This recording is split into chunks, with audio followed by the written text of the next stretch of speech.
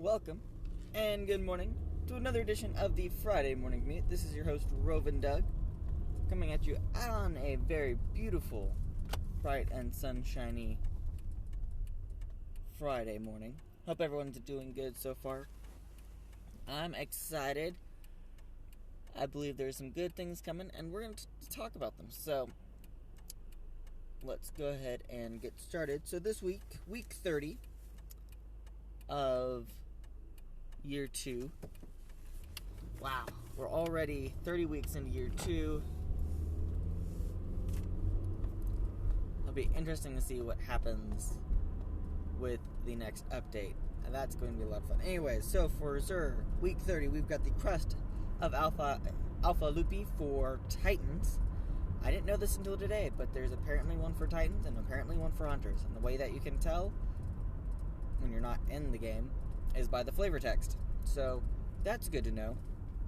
We have the Don't Touch Me gauntlets for Hunters. We have the Impossible Machines for Warlocks. We've got the Exotic Body Armor engram for anyone who needs exotic body armors. And then we have Legacy Exotic Gauntlet engrams. Now, as always, please remember the Legacy engrams are only for year 1 content. And they're weighted towards year 1 content that you do not own. So, with that being said, if you buy it hoping for a year 2, unless you get a gauntlet that has a year 2 variant, and you have the legendary marks to buy said year 2 variant, you're up a creek without a paddle. Now, aside from Xur, this week we had the pleasure of another ride along with Bungie, and I was able to watch some of it. I wouldn't say it was the most interesting of ride-alongs because it's based on Crucible, but I do believe that it has some interesting outcomes for the PvE, PvP meta. And when I say that, the one thing I believe a lot of people were hoping for, and that Bungie wasn't able to address, didn't want to address, or did not have the time to address, was Sunsingers with a Viking Funeral and Firebolt build. Now,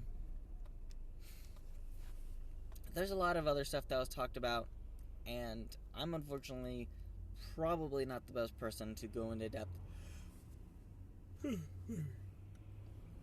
about these weapon changes. So I'm going to just give a quick kind of discussion on this damage over time. And it's kind of interesting. What about the fisheries? The fisheries! I don't know about the fisheries. But, so, if you've ever fought in Destiny against a Sunsinger Warlock, especially in an in-game content Crucible match, Trials of Osiris, Iron Banner, maybe even Crimson Doubles, the issue with Firebolt and Viking Funeral is if you get hit, you start taking damage over time. Now, with Viking Funeral, the length is increased, so you're taking 7 damage for like 5 seconds, 7 seconds, and this DOT actually pops up in the HUD as numbers, so you can see your enemy taking 7 damage, 7 damage, 7 damage. Well, that means you can't hide. And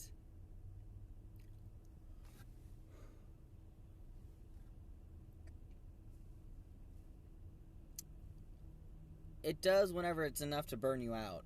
And the thing with Bungie is they said, now don't quote me, but they wanted to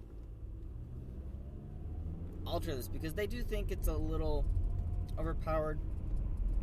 However, if they were to change mechanics of Firebolt and Viking Funeral Pyre, they would have to substantially rework a good portion of the Sunsinger subclass nodes, and that's something I would like to think they don't have the immediate staff and or time to do. So the way that I explained it to some friends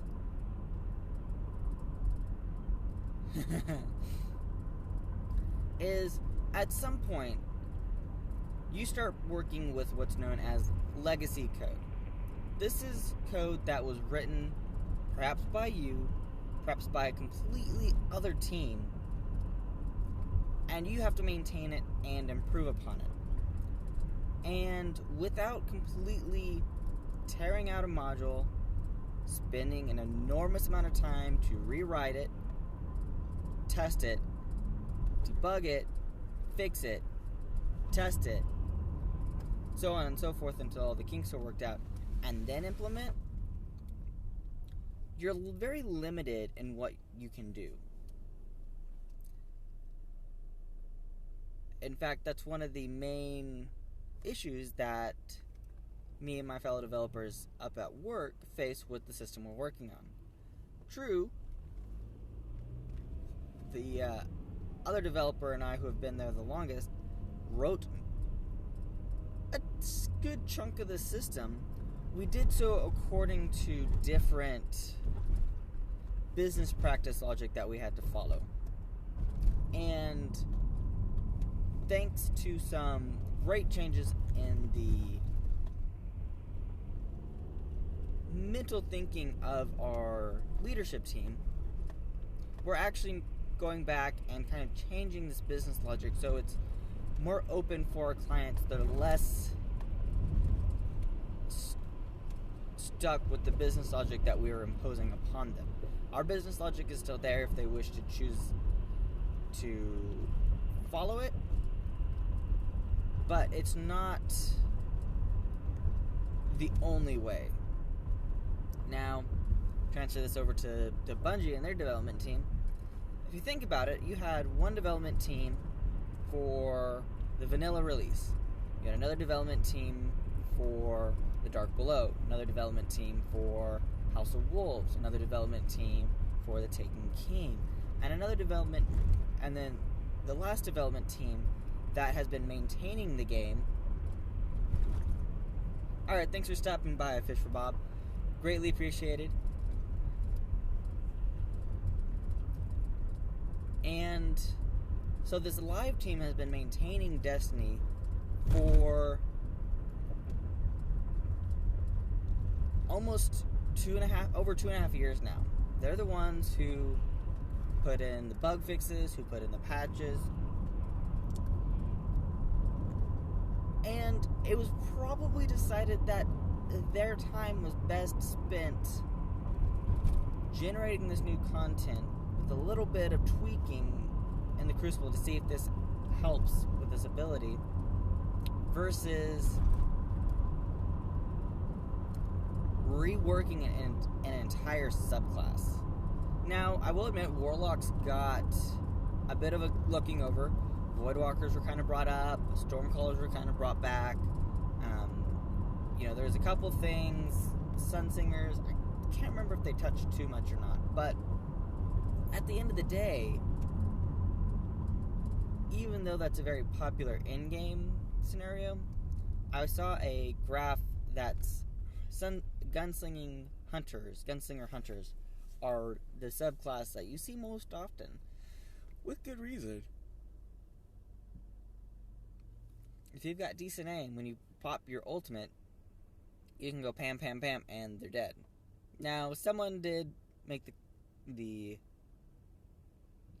remark that, yeah, well, that's the majority. What about just trials? And